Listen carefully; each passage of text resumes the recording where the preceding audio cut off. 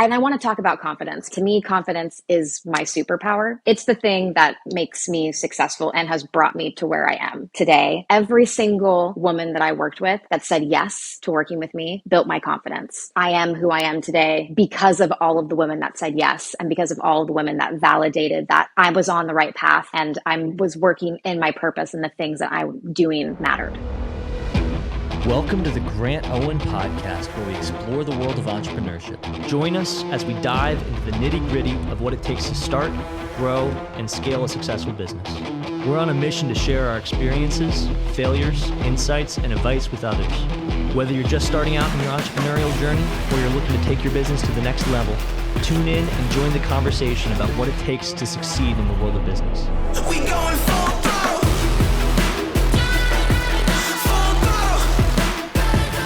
Welcome to the Young and Driven Podcast. I am so excited to be with you today. As always, if you're watching this, my hope is that you get value. My hope is that it is something that inspires you to take some form of action today. So if you're listening to this, please just do me a favor. You don't have to like, subscribe. I don't care about any of that stuff. Send it to one person. If you hear this conversation and you learn something and you think of someone that says, "Oh, that person could benefit from this," just send this to them. That's all I really care about, because I think Hannah is an awesome person and has so much to offer. And I'm really excited about our conversation. And I would love for you to just bless someone else by having them be impacted by her and her brand. So please do that. Hannah, thank you so much for joining me. Really appreciate you being here. Bless up. Thank you. I'm happy to be here. That was such a cute little intro. I was ready for that. Awesome. Yeah, I mean, a big thing for me is like if we can benefit one person, that's all that matters. That's why we make content in the first place. So I want to ask you, I want to dive in. I was looking through your stories, looking through kind of like part of your history. Something that happened in 2020 that shifted gears for you. Yeah. 2019 and 2020. Tell me about before you worked in building brands, building funnels, honestly building the visuals for a lot of females and businesses and courses. Before you were there, you doing something in tech. You had a tech startup. Tell me about that. Yes, I did. I've always been an entrepreneur. Like everything I've ever done since even the end of college has always been entrepreneurial focused.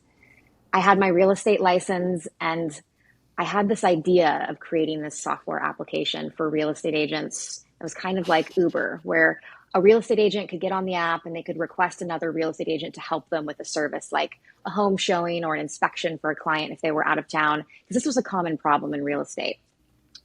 So I fucking went all in on this idea. Like I validated it. I talked to hundreds of real estate agents. I started building POC. This is how I got connected to Dan Martell, which is, our connection to each other is the elite coaching group. So Dan Martell videos, that was like Bible for me. I was like just consuming his YouTube channel.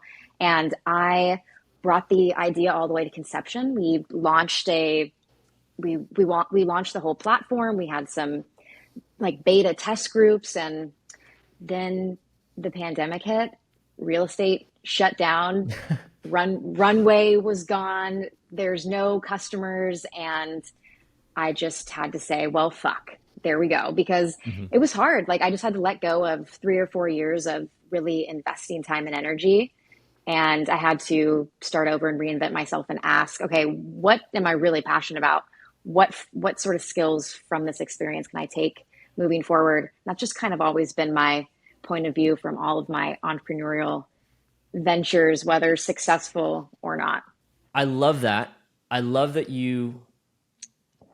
because I can tell in your personality and your energy, you've had this entrepreneurial drive. You have this, it's very joyful. So I can picture you as being someone that has a lot of highs and a lot of lows. Through this process, I saw that there was like a transitionary point for you. And you kind of went all in on this consulting business. You went all in on this new venture. What were you feeling in the midst of that season? Between like, okay, I've invested so much time, invested so much energy into something that I really think is good, and it's just the wrong time. And now you're realizing, okay, I have all these skill sets. Unfortunately, you don't have proof because it wasn't successful. But internally, you're like, I did that. I was able to do that. And I'm sure there's other things that you do in that same sense. So transitioning to what you're doing now and what you've been doing the last 3-4 years, what did that feel like? Was that scary? Was that transition hard? Like that first jump of working with your cousin, was that like a tough thing or an easy thing? I like the depth of the question. I appreciate the asking on the feels. And to be honest, I'm not really somebody that gets scared when I commit to something new. I'm a very all or nothing person. I'm, that's something I work on with my therapist, right? So when I commit to a vision, I'm very all or nothing, and I'm down for it. But I felt a lot of just self-doubt, self-criticism, a lot of depression, anxiety in making that big life change. I mean, the pandemic was just a weird time for everybody. It was an opportunity for some deep self-reflection. And I've always been comfortable with taking a chance on myself. And I'm not really into the status quo. So when it comes to diving into something new, if it means that I'm investing in me, then I'm going to be all in. But I was definitely moving through a lot of discomfort and just I guess the fear around like, am I going to fail again? And if I do, what's going to be next? The fear of failure is always a looming and dooming to some degree somewhere in the background. Here's something I want someone who's listening to this to recognize is that you didn't stop and you kept on pushing and you kept on investing in yourself. I think that's like the characteristic that is the only thing that is like across the board accurate for every successful person, is that they didn't quit. And every person has, I mean, I have it of things in my history where I'm like, I really put a lot of effort into it and it didn't work out. And I'm like, okay, what's next? And you figured it out. So like, tell me about, when did you know, did you always have a knack for design? Did you always have a knack for this niche? Or were you like, let me just test this out and see if it works? And then your first try, you were like, I am really good at this. I've always been obsessed with branding and design, like typography, sexy, like fonts, hot. Like I've always found fonts hot, attractive. I've always loved color palettes. And to me, the whole, if a brand can give me a visceral experience, I'm bought in. And even from a young age, I remember having affinity for certain brands because of the way that they made me emotionally feel. So I've definitely always been into branding and design. When I was in college, I had one of my classmates. She was working an internship for a PR agency, and she showed me Canva back in 2015 when I was in college. Yeah. So when she showed me that shit, I was like, whoa, this is awesome. Like, this is awesome. I can do anything in here. Because I had taken Adobe classes before, and I just found the platform to be not as simple, and like, clearly it's not as easy as using Canva. Right. So I got in Canva, and I became obsessed. I became obsessed with improving my skills and consuming all of the design content and learning the design principles, and just really self-taught myself. I've always had good taste, TBH. So I would say that, like, to be a good designer, you have to have technical skills that you develop over time. But in general, if you don't have taste, you're probably going to don't have good taste. You might still be shit. So you do need both, I would say. Yeah. Something that also I want to highlight which is different from you versus other creatives, which is that you said, I have good taste, and you said it so confidently. I think there's a lot of creatives that also have great taste, but the differentiating factor is the fact that you're like decisive. I can hear it in your tone. Sure. I'm like, yes, I like this. This is what it should be. And your taste is like, that is what is. I think there's a lot of people that probably could be successful doing things like what you're doing if they only had that level of confidence and that like conviction of like, no, I think this is right. Because there's a lot of creatives that do really awesome things, but end up getting like tossed and turned because someone says, I don't like this, rather than them saying, nope, this is really important. I did it. I made it. I think this is the right thing to do, and I want you to test it. Agreed. Tell me about like when you first started taking on additional clients, how did you approach the money aspect of things? Like, you're a business owner, you started as a business owner in different areas, and then you've always been creative. So focusing on the creative, you're like bridging that gap, because a lot of times creatives struggle with that. Creatives struggle as a business owner. They struggle to learn how to make money and connect it with their passion. When you started taking on clients, what shifted in you that you were like, oh, okay, I can actually have a career doing this. I can actually have a very successful business that pays me a lot of money doing what I'm good at and what I love. Yeah, fucking love that. In the beginning of my journey, I had no idea what to charge because I had no mentor. I was totally self-taught. So all of the information that I consumed in my early design journey was YouTube, The Future, Chris Doe, I think it's Doe, or Do, I don't, like he was preaching the good word. Okay. He was informing you. He was informing you that those you don't fucking sessions, were crazy. They were so good. Crazy. Essential for a newbie, right? So he became like the Dan Martell of my design world. So like Dan was helping me in my SaaS. I'm like, all right, Dan, like, thanks, brother. It's been good, but I'm fucking bouncing from this. And I'm like, all right, Chris, what's up, bro? Me and you, I fucking need Love you. it. So yeah, dude, I just ate Chris's shit up. I was on his podcast, I would love to be Chris. I'd love to be on your podcast, but I was listening to his podcast, and he is an empowering motherfucker. Like, he says, if you have good taste, you have good judgment, you have strategic communication, charge more. Like, you're worth more, be more. And so I really leaned into that from an early point of view. But here's the thing. And I want to talk about confidence because you mentioned it. And to me, confidence is my superpower, legit. It's like, it's the thing that makes me successful and has brought me to where I am today. And every single woman that I worked with that said yes to working with me built my confidence from when I had fucking none. When I first started, when I didn't trust myself, when I didn't know what I was doing, when a client would hire me and I'd have to I had no frameworks, no systems, no templates, nothing, right? So my confidence was at zero. And every time a girl said yes to me, and every time I delivered something to her and she says, I'm obsessed, I fucking love this, you get my vision, like, everything was validating. And the validation started small, like a little snowball. And I started to believe in myself more and believe in my self-worth and trust my newfound design decisions. And every yes, I love it, you get me, it snowballed on itself. And I am who I am today because of all of the women that said yes, and because of all of the women that validated that I was on the right path and I was working in my purpose, and the things that I was doing mattered. And so for that, that's why I'm confident today. Why did you only work with women, and why is that the people that you market to? Why specifically that? Is there a purpose to it? Is there a passion behind it? Is it just because that's what you feel comfortable with? Or is it because you're like, nope, I intentionally want to do this? Twofold. One was, it happened naturally. My very first client, the first person that ever hired me, she was my long lost cousin whom I connected with right at the beginning of the pandemic when my tech company imploded. She was running a really successful online coaching business, teaching other women how to monetize their skills and sell their skills, package them together into courses, group programs on Instagram. And so when the pandemic hit, this really started to blow up. And she needed support, she needed help, and the timing perfectly aligned. I had those skills. I knew how to build websites. I knew how to do brand design. So she's like, come into the back of my business.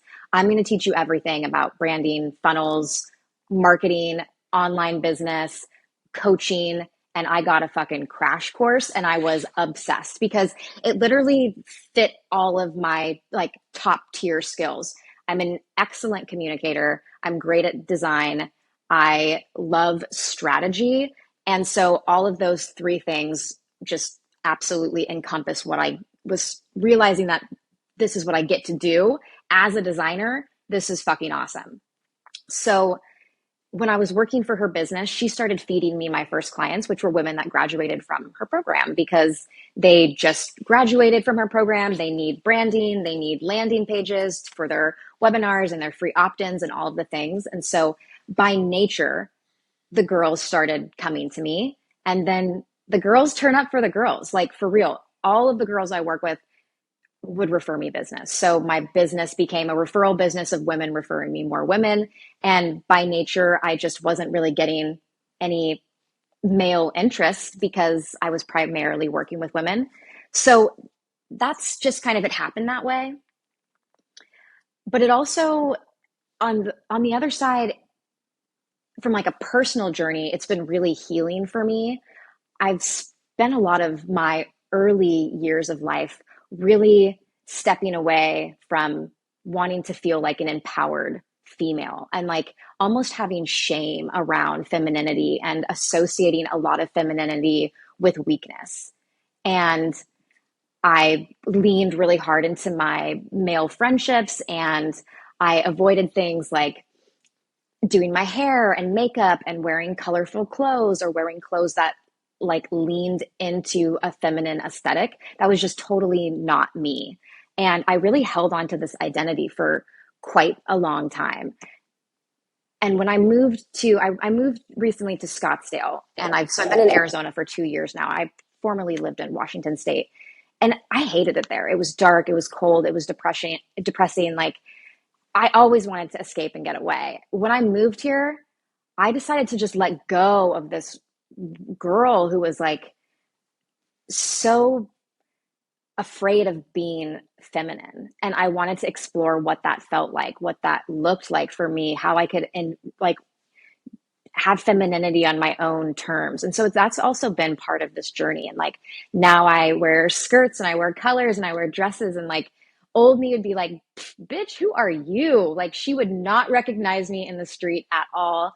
But I am so much happier now, and I just feel so much more confident and in myself. So my business has served as like medicine for me in allowing myself to really express the full spectrum in which I was just not tapping into before.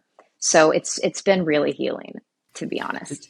Did that come from culture and your community and the culture around you, or was that did that come just like you looking around and you were saying, okay, this is what I feel comfortable with now and I don't feel comfortable, or like I'm suppressing this? Like what led to that suppression? Because that's an interesting thought, is like I don't hear many people say I'm restricting myself from embracing my femininity. And every person has feminine natures and masculine natures, and there's like, that's the complexity of what makes us human. What for you, like what led to that suppression that now makes you feel the freedom that you have? What led to the suppression? Oh, I love it. Let's get into childhood trauma. Like, why not? Let's just go there. Yeah. I mean, as a kid, we all feel the pressures to fit in. As a girl growing up, I had a really mean group of friends. Like my girlfriends were like the pretty popular mean girls, and I never really felt quite pretty enough, quite cool enough to really like fully be in with them. And I think my like stance against it was, if I don't learn how to do the makeup, if I don't learn how to do the hair, if I don't care about all the girl stuff, then I don't have to be hurt by not doing it well. That's kind of how I've been able to self-reflect. I've been like, by not participating, then I can't fail at this. And so I embodied the more like, I don't know if this is, politically correct to say like tomboy vibe or whatever, but like, yeah. I played sports. For me, just embodying like the masculine energy just felt safer, I guess. And with that, I definitely like kept a lot of like the feminine side of me just at arm's length away. And yeah, leaning into like, I'm 30 now, and like leaning into like the late end of my 20s, I had traveled, I'd like traveled the world, I'd backpacked, I'd sold all my shit. I've lived as like a fucking Dharma bum minimalist. Like, dude, I've been on the spectrum, man. When I say that I go all in, like, yeah, I'll be all in on an identity for a while. Okay. So I'm all good with reinventing myself. And I just came to a time where I'm like, I want to let her go. And I want to explore why I'm continuing to make the same lifestyle choices. Why am I eating, like, why do I eat vegetarian? Let's investigate this. Like, I've been doing this for 6 years. Let's switch it up. So it's just good to ask yourself why am I continuing to live this identity or these lifestyle choices? And it's just all part of the process. I love that. Do you think that there was a connection with like the fact that you were exploring a creative business and you felt freedom and creativity that allowed you to feel more freedom in like your personality and your feminine expression? I think so. Yeah, I think so for sure. And I mean, part of this too was in my early 20s. I talk about this a lot, but in my early 20s, I was a hardcore minimalist, like militant. I had rules, I had restrictions. It kept me really safe. It kept me in bounds, okay? It kept me from being, financially irresponsible. It kept me on my shit because I was doing business stuff, I was doing school, I was working like by by not being in the consumer culture, I was really focused on the things I was doing. But within that, the restrictions were my wardrobe was like a capsule wardrobe. So I had like 4 shirts, Yeah. 3 pairs of pants, 2 pairs of shoes, and the color palette, black and gray. Everything matched because you only have a few things, right? Don't hate on the minimalist gray. I got I my don't. I got my Fabletics. I'm down here. I Oh, got my hey, I got some those are colors we're working cool. with. I like that colorway. Yeah, We're bringing some colors I out. I still think that a neutral palette, chef's kiss, like Yeah. black, white, neutral, like love. There's a time, there's a place. It's great. But it kept me small. It kept me bored. It made me feel like the world, my choices were so small. I guess I just didn't realize that there's like a whole ocean out there of different things that I could do. And so, yeah. And like, as my business started expanding and I started playing with color palettes and having fun with color, I realized like, oh, I can do that in real life and it's actually pretty badass. And I have fun playing with color now with my wardrobe. And so it was just the shift of like living kind of this sad, gray, dull life to living this vibrant, fragrant, fruitful life that has choices and freedom and options. And it feels good, dude. It feels so Yeah. good. Yeah. Talk to me about the impact that can have on a brand. So like a lot of there's trends that happen where some people are like, I want to have minimalistic or I want to have like some earthier tones. And I'm guessing that if people work with you, I'm sure you could do whatever and you have access to whatever, but I'm sure your wheelhouse is like, let's make this vibrant. Let's make this as attractive as possible to your target demographic. What kind of impact does color have on a brand identity? Color psychology is really fascinating. I'm not by any means a brand color psychology expert. I have enough basic knowledge that when I choose colors, I know that the colors that I'm choosing for a client are intentional in the emotions that we're looking to evoke in their dream client. And we want the colors to, like, colors evoke emotion. That's like something that's powerful about them. And when you think about the power of color, it's pretty incredible. Like if you ever watch, any sort of nature documentaries, you understand that color in the animal kingdom is fucking crazy, and its impact on insects and mammals and birds and just all sorts of other critters. Like color is really important. And so legit, it's important for humans and it impacts our emotions and the way that we feel. So I think color is really cool that way.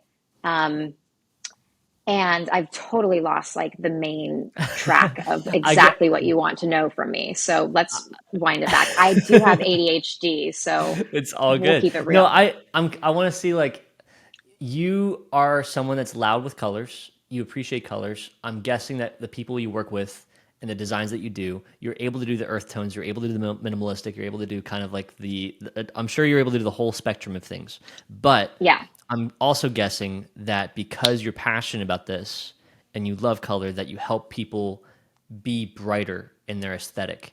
What impact does that have for the brands that you work with and your clients? Like what impact simply color, like, yeah, how much impact does color have on the people you help? Okay. We're synced back in. Thanks, brother. How much impact does color have on people that I have?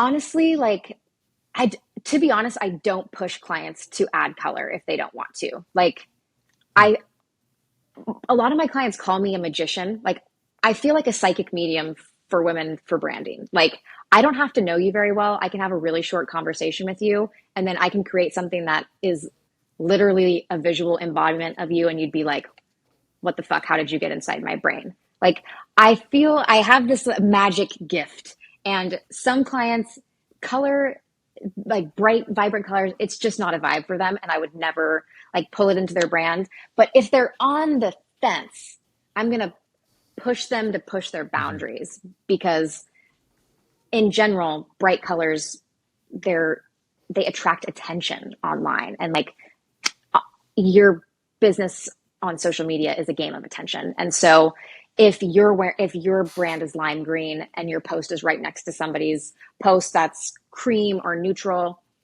somebody's eyes are going to look at the green post. Like it's just going to happen. And I think this is a funny story. Going back when I was a kid, when I would have sports tryouts, my dad would always tell me to wear the brightest shirt that I had in the closet to my sports tryouts, because he wanted me to be seen by the coach. And it literally always worked. And I would do the same. I would do the same thing too when we would have assemblies in school where they would like pick volunteers and guests to play games. If I knew there was an assembly, I would always wear a bright shirt, and they would always pick me because, hello, like, I guess I'm wearing neon today. So like I'd probably get picked if I had my hand raised. But yeah, color stands out in a crowd. And so if you're looking to stand out, don't be afraid to add color. I guess that's all I have to say. Do you think that, did your confidence come when you started wearing more color and started being more creative? Or was your confidence always there in terms of how you communicated and it just takes this form? Because I've also found that if you're willing to wear the bright shirt, you have a lack of fear of man because you're not trying to conform. So it's like, you're automatically like, yep, I feel confident in who I am. Do you feel like that's yourself or no? Yeah, that's myself.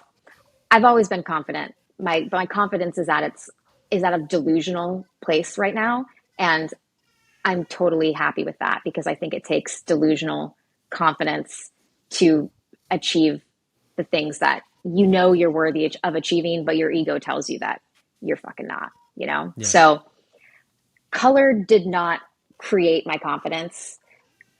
Color, I guess, does help me embody my confidence. And I didn't realize, I guess, how much of an impact it makes until I started going out in public in these like really vibrant outfits.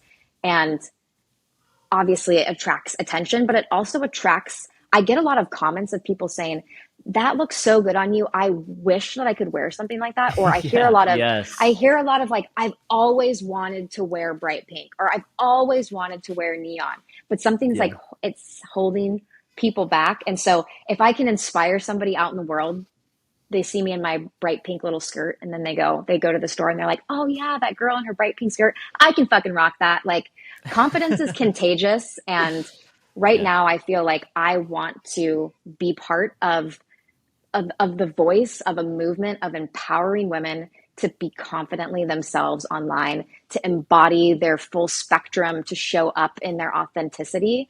And by creating them, you know, aligned brand identities and these sales funnels and websites that help them confidently communicate the value of these amazing programs that they've invested their time, love, energy, passion into. Like, this is just part of my bigger mission. So if my confidence can inspire your confidence, then I feel fucking happy. So that's what I love. I love that. Let's get tactical. Tactical. What would you say for someone, because you're self-taught in your skill set, and you're basically monetizing your taste, and you've then educated yourself to figure out how to meet the industry standard of what people expect, so that you can maximize your taste as your own brand, as your own niche, as your own, like, this is what I deliver on. How would you encourage someone else that has artistic ability, that maybe has an entrepreneurial spirit? Like, I think a listener that's going to be listening to this right now, they would classify themselves as like a wantrepreneur. They want to do something for themselves. They want to do that side hustle. They want to do that business. They want to do that creative thing. They might not be confident, or they might have self-doubt that they don't have the skill set or can't learn the skill sets to make it happen. What are some resources that you'd recommend that got you from where you were, which is driven, but not an expert in this niche and not an expert in this field, to now becoming an expert in this field who feels like they can own the world and can compete with anyone on any level? Reps. Put them in. That's it. Put in the reps.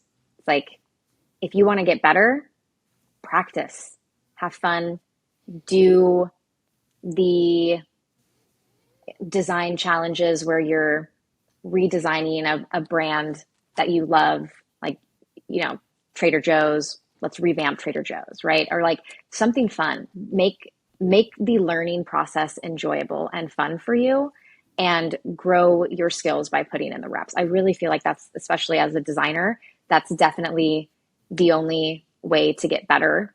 And don't work for free ever. That's also like, if don't work for free. Fuck no. Why would you? No. Okay. No. Tell me about that. So tell me, how does someone get their first job if they don't have the confidence and they haven't put in the reps yet? Well, you better pretend you have confidence and go out there and sell yourself, bitch. Like, do not do work for free. No way. Okay. My very, very first design client was technically not my cousin. She was my second design client. My very first design client, right when the pandemic hit, I was working as a substitute teacher while that was my like income while I was building my startup. So I was one of the first people to lose my jobs during the pandemic. They were like, school, nah. Okay. Subs, sorry. Yeah. You're fucked if you're a sub.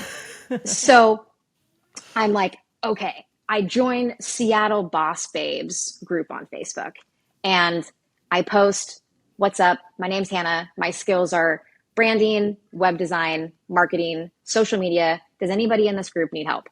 And this adorable girl named Rachel messaged me, and she's like, hey, I have a online business and I'm looking to create a digital and physical journal. What sort of work have you done? So I went on Canva and I created all of these fake journals that I'd never made before. And first I went to Etsy and I was like, this is what digital journals look like. What's inside them? Like, I had to educate myself. What's inside a digital journal? How do they work? What do they look like? How are designers mocking them up? So I looked at what other people are doing. I have good taste. I'm like, okay, clearly these ones look good. These ones look shit. So I'm going to present her one that looks good. So I Google how to create a digital mock-up of a digital workbook and find how to do this. And so I send her this proposal of like, these are some of the workbooks that I've created in the past, because I created them in the past 10 minutes ago. And I send her a proposal based off of arbitrary numbers that I, came up with from listening to Chris Do.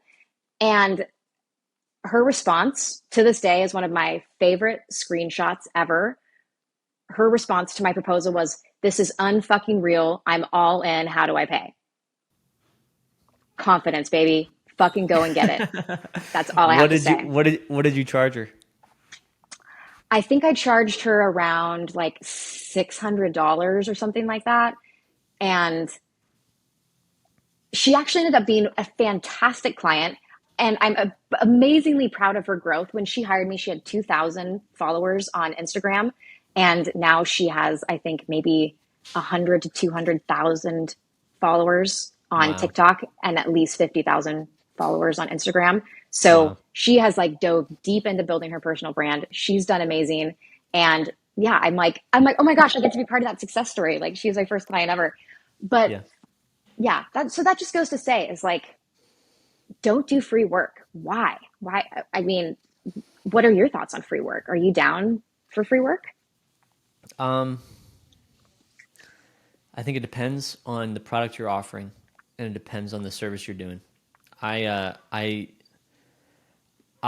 dove in.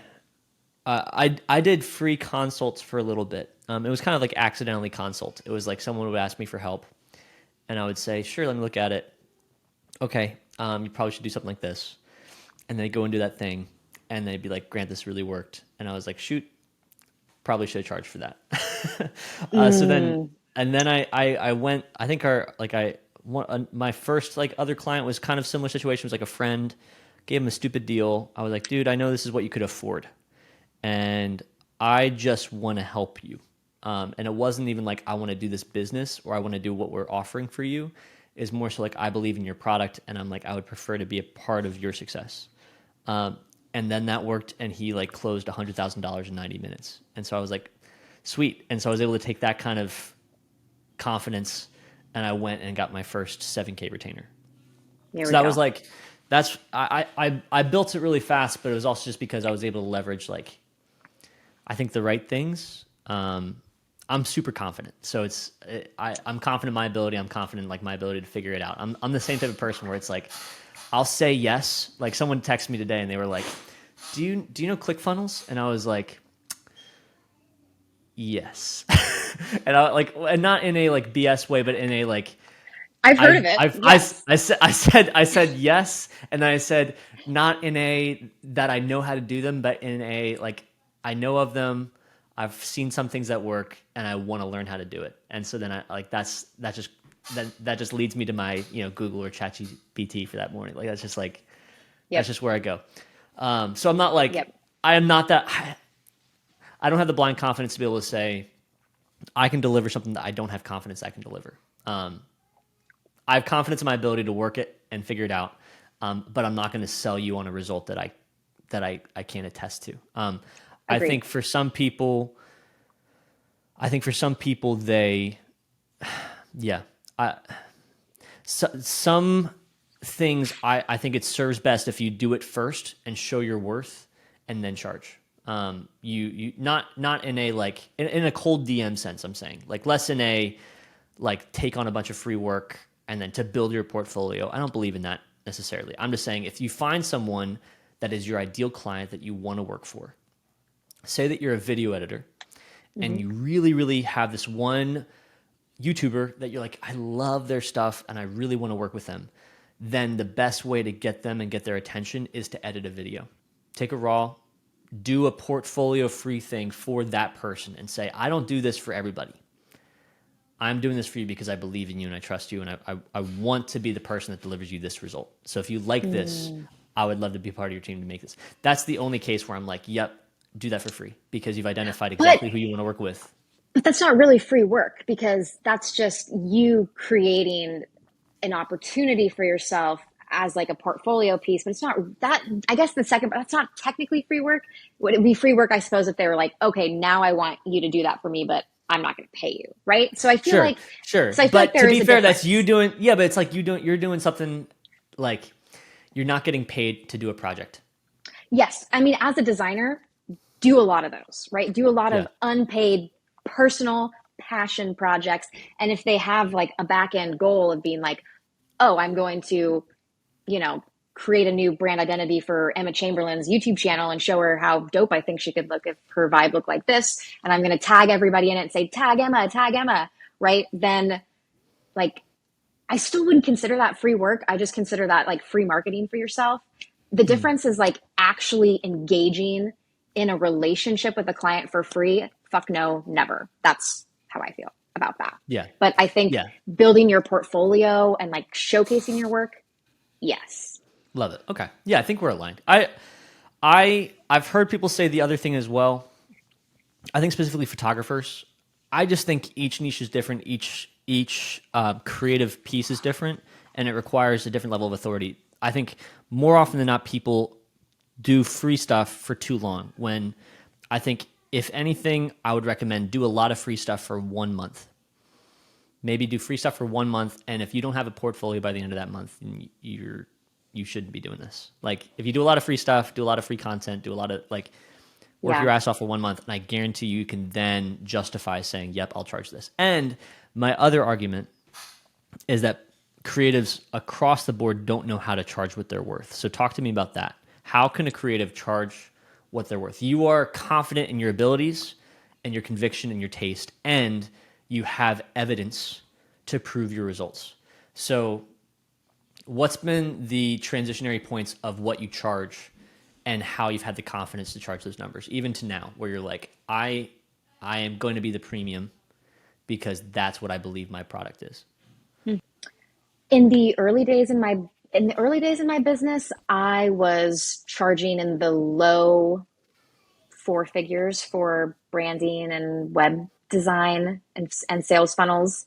And I felt like it was appropriately priced for the time in which it was appropriately priced for like the time in which it took me to get things done and my skill level. But I made an effort of like every few months to reevaluate my prices and raise them. So I just continued to raise my prices until I started reaching like a level of resistance where I'm like, okay, I feel like this is like the sweet spot of pricing for the service that I deliver, the time it takes me, the value it provides the client, and the time in which I can deliver to the client. And I've been in situations where I've worked with the client who's investing in themselves for the very, very first time, and they can be like the most difficult client because they've never spent before. They have really high expectations. They've never been in any sort of creative collaboration before. So there's not like a lot of trust there. That's a client that I knew right away that I didn't want to continue to work with. Then there's like the middle tier client where it's not the first time investing. They have a good sense of what they want already. They have a good feeling of their product suite, their services, their brand, who their brand is, what their brand does, and they wanted to take it to the next level. This is like my sweet spot ideal client. I love working with a woman who has a small online coaching business because I love working with one decision maker. She's fast, she's quick, she knows what she wants, and it's not this whole drug out multiple decision making process. Then I've worked on the other end of the spectrum where I've like collaborated with multiple stakeholders. I've worked on these like larger scale, like much more, a much higher investment project. And I also don't love being in that world either. So I've just found that find who you want to work with. And just because the person you want to work with isn't your top paying client doesn't mean that you can't work with more of these people to earn the same amount because you enjoy the work and the relationship at this price point. So I think that for me, it was also about the people that I work with, the joy in which the joy of the creative process and only working with aligned people that I really wanted to work with. So that's a part of the pricing process too. I love that. Yeah. I think, if I can bring it home for somebody that's probably listening to this, maybe you have a creative business. Something you said there, which I really want to hit home on, is that a lot of times when you start out, you think, I want to get paid to do this service.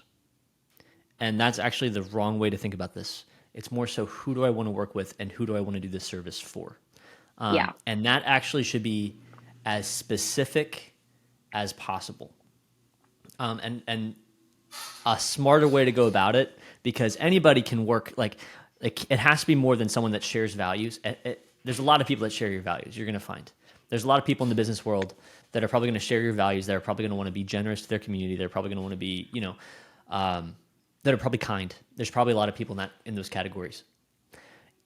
But you can be specific on values, on revenue numbers, on types of things they teach, on ways they teach. And I think, like, just as an example for us, like, I don't work with someone that's not doing seven figures. And I might only work with people on a consulting level, and then I'll help you get to seven figures. And then that can justify the cost of what it would look like to work with my team. Because just as you were saying, Hannah, I think, like, if your price point is low, it's going to attract people that value you lowly. Whereas the service you're delivering for someone that's paying you $2,000 versus the service that you're charging $20,000 for, it's the same service, it's the same quality, and honestly, better results if you charge $20,000 because that person, I mean, I'm sure you've seen the meme, but it's like, like the $500 client, and it's like, look at this, all these questions, all this stuff, like back and forth. And then it's like the $50,000 client, it's like invoice paid. It's like, that's just truth. And I think you have to earn the right to be able to charge that level. You can confidently get into it, but you have to deliver it. But I'm just going to say it, like, I think a lot of creatives get stuck at like, okay, I think my service is like kind of worth maybe like a $1,000 retainer. And it's like, okay, you have to immediately game plan who would pay you $10,000 to do that. And then how can you find those people? And then that's like everything else, all your content, everything you do should be focused towards that energy. Because otherwise you're just going to limit yourself. You're going to limit your personal growth. You're going to limit your business growth. And ultimately, you're going to be dealing with people that are probably not in alignment with who you are. So I'm not just saying go after rich people. That's not what it is. Even more specific, try to identify how you can use your creative skill set towards the people that you align the most with, so that you can be confident that I deliver results for this, and I don't deliver results for this. I can try, I can pay you a lot, I can charge you a lot, and you can pay me a lot to try for it, but I have all this history and all this evidence that I deliver results for this type of client. I would love for creatives to think that lens, because that gets us out of the I'm charging $500 just to be able to do this, which that's just a limiting belief thing. Hannah, agreed. Well said. As I try to I want to bring this home. Can you speak to let's talk to your ideal client for a second. So, someone that, like you said, has a small community, they have a small online. Maybe it's someone that's recognizing that they've been doing it all by themselves, and they've gotten progress because the content is good and the quality of their course is good and their product is good, but they need help with a sales funnel. They need help with the design. First, how would you recommend someone that can't afford you? How would you help them get to a place where they can afford you by giving them value in what they should be doing, and how, what are tips that you give for free?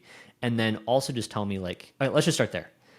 Someone that can't afford you, has a small community, great product, but they've been doing it all by themselves and they're feeling overwhelmed and they don't know how to scale. How do you get them to a place where they could be able to work with you? Yeah. Focusing on brand messaging. So brand message being like the most important thing to really nail in, and continue focusing on getting clients results for your online course or your coaching program. Focus on results, focus on your message, stay consistent on like the clarity of that. And the more information that you have about exactly what your ideal client needs to hear, what sort of transformations they're looking for, what sort of results they're getting, what their dream outcomes are, the more true understanding that you have of that and how you are unique, how your story, how your journey, how your transformation draws them in and relates and connects with them and drives them to action. If you have a clear understanding of that, then you're in a prime position to work with a brand designer who can then turn that into more aligned visuals that are going to increase your impact. And my goal is to help you increase your income by making your perceived value higher. But I can't put lipstick on a pig. Like, I can, but we want you to be a queen, right? Like, I want you to shine.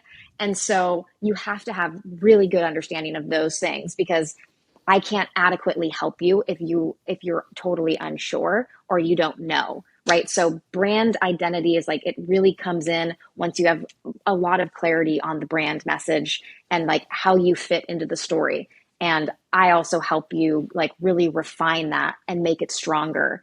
And then aligning those visuals with that really help elevate you, make you look more professional, and build a lot more of that know, like, and trust factor.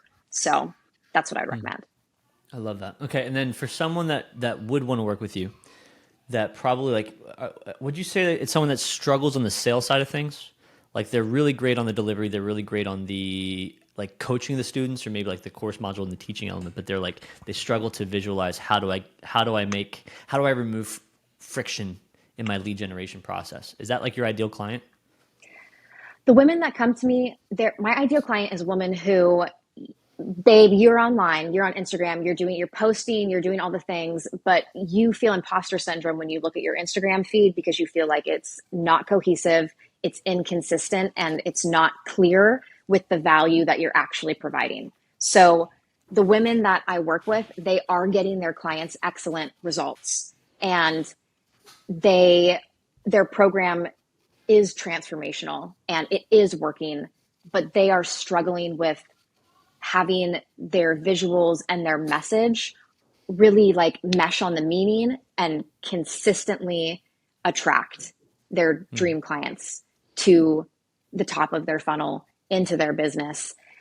Also, this woman, her systems on the back end of her business are duct taped together, and they're costing her a lot of time, money, and energy. It's like multiple platforms: email marketing platform, web hosting platform, landing page platform, CRM. Like, leads are falling through the cracks. Her system is driving her absolutely crazy, and she can't scale because her system isn't scalable. So she comes to me and I can help her create sales funnels and websites that clearly communicate her value, that take her ideal clients through this beautiful handheld journey from getting to know her all the way into getting into her programs at any level.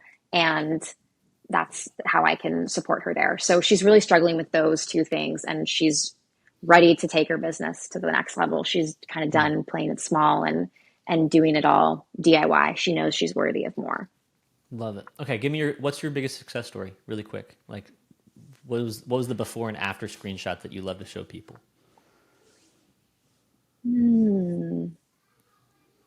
I would say one of my clients, her name is Alex. She just recently changed her Instagram. It was at the Mirror series. I think she's at now Alex Frida's social, but she was starting to blow up on TikTok when she hired me. I think maybe she had like, she had like low 10,000 followers on TikTok. And she wanted me to build her new brand identities for her online course, and then build out all of the supportive sales funnels. So starting from a free guide, leading into a free masterclass, leading to the sales page of her online course, and then upselling into her one-on-one coaching offer. So she had this beautiful ascension offer suite where she was really helping her clients at kind of every stage of their journey. And building those systems for her totally automated her business entirely. And so she got to completely invest her time in fucking pumping out content. And that's her zone of genius, because she's a content creator. That's her expertise, is content strategy. And she has absolutely blown up her business. It's been totally automated passive income for her.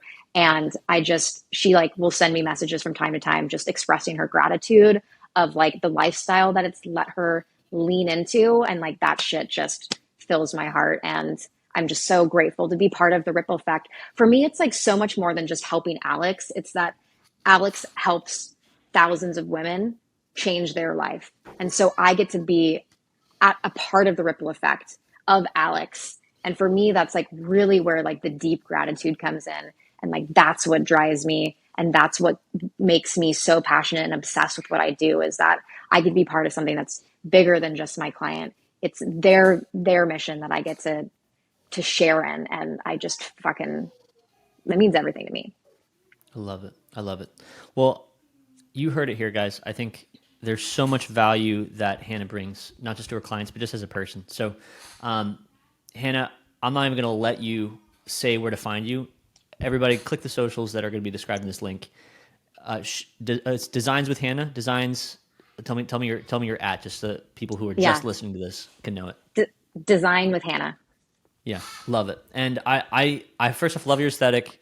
I love your energy. And please follow Hannah, because I think you just have so much to offer, and you give so much free insights in your content too, which I love. And I think it's not like for anyone that's listening to this that's not a female business coach, I think there's still a lot that you can learn from her social media and from her brand. So please just go do it. Just trust me. Just trust me on it. Hannah, thank you so much for being here and giving me the value. And I hope that the listeners here have so many, they wrote notes and have so many takeaways. So thank you so much for your time. You're so generous with it. So everyone, I'll see you on the next episode. Appreciate you. Bye.